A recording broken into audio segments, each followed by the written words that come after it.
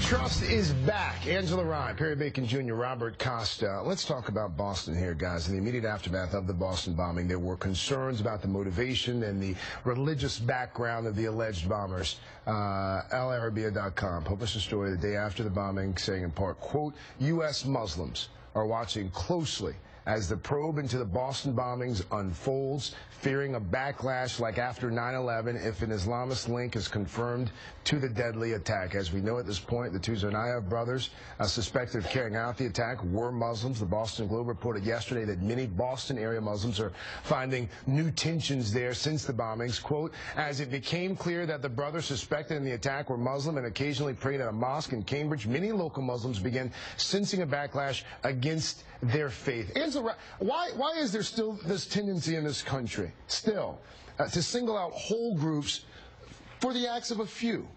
I think that that's the way that we react in fear. Like time, something comes up. When we saw this right after 9/11, we don't know the exact answer. So it's much easier to just say, okay, we'll just label this whole cadre of people, and that way we'll be safe. But that's not how it plays out at all. In fact, we entered into a war after 9/11 with the wrong country, just trying to, get rid of and address our fear. When we react in fear, we have terrible policy decisions that we make. Have you been at all struck or surprised that the response by some this time around has been what it has been with regards to the Muslim community? It's been much less than after 9/11. So right. Much less backlash, much less sort of suspicion of Muslims. I think it's actually been a marked improvement in the country to tell you how much we've changed in the last 10 years. Also, in terms of Capitol Hill, not much legislation has changed at all either. People seem to so far be isolating these two individuals as different from the broader Muslim community. There was some talk early on it might change immigration, but it hasn't changed that debate so far. So far, so far so good. I'm not in Boston, but here in Washington, not much impact so far. The folks who are using it, by the way, as part of an argument to stall immigration reform. A lot of those folks are the same folks who were opposed to immigration reform by and large before the bombings in Boston. Absolutely, and they were pretty much shouted down. You saw Chuck Grassley, Rand Paul say we should slow down immigration, and then Marco Rubio, Lindsey Graham, John McCain, the big immigration reform advocates in the Republican Party, immediately sort of spoke up and said, no, we're going to keep moving on this. This has enough votes. So they pretty much shouted it down very quickly.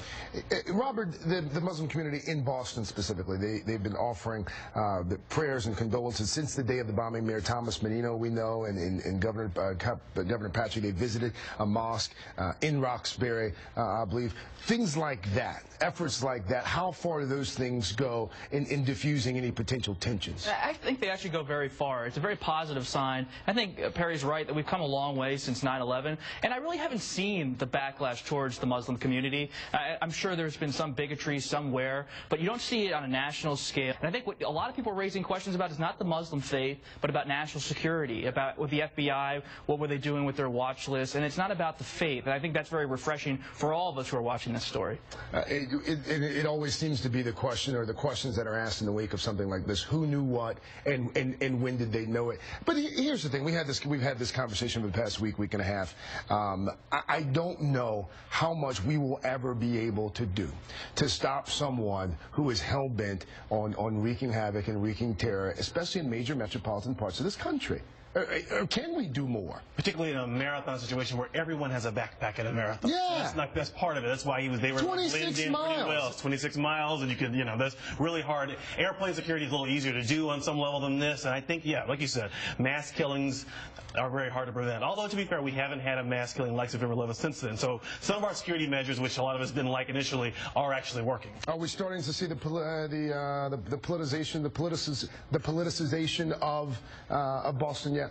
I think you're seeing some fragments of it here and there on immigration, but I think your point is right. Those who were opposing immigration reform before Boston may have brought up Boston after it happened, but they were always opposed to immigration reform. Boston's not driving that. Well, what about Marco Rubio? I mean, he was on a radio show and talked about, whether or not we should restrict student visas to, folks who are of Muslim religion from other countries. I think that is, even though he may have been pushing it on one hand, that's so divisive, and it doesn't really move the country forward in the direction that we've been going in, particularly when there was a study that came out in 2011 from the Triangle Center for Homeland Security and Terrorism, where they talked about Muslim Americans are the ones who are reporting terrorist plots at a much higher level. So his argument that Muslim students should be restricted flies in the face of even a point like that.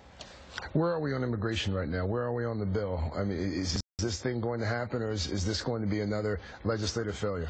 I was at the White House yesterday. They seemed very optimistic about getting it through the Senate. They think it might be 70 votes in the Senate, maybe even more than that. That said, House Republicans talking about breaking up the bill and putting it in parts, and that's not usually the way they make things go faster. No.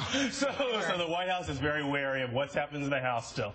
What do you think, Robert Costa? The key thing to watch is how Republicans handle the question of a path to legalization for undocumented workers. That's the key to getting something out of the Senate. But if the House backs away from this path to legalization, I don't think immigration reform happens. It's can the John Boehner and House Republicans agree to some parts, especially that key part of the Senate bill. Coming up, one of these fine folks will be dubbed today's biggest brain. They will have their moment in the sun. We give them 60 seconds of airtime. We'll talk about that. Also, a quick reminder for those of you looking for Saturday night plans. No need for a tux, no need for a fancy dress. I'll be here with you at 9 o'clock Eastern tonight, hosting our special coverage of the White House Correspondents' Dinner. That's when President Obama will be unleashing his inner comedian. And again, he's not up for re-election, so there's a good chance he won't be holding anything back. Be sure to join me tonight, 9 o'clock Eastern, right here on MSNBC.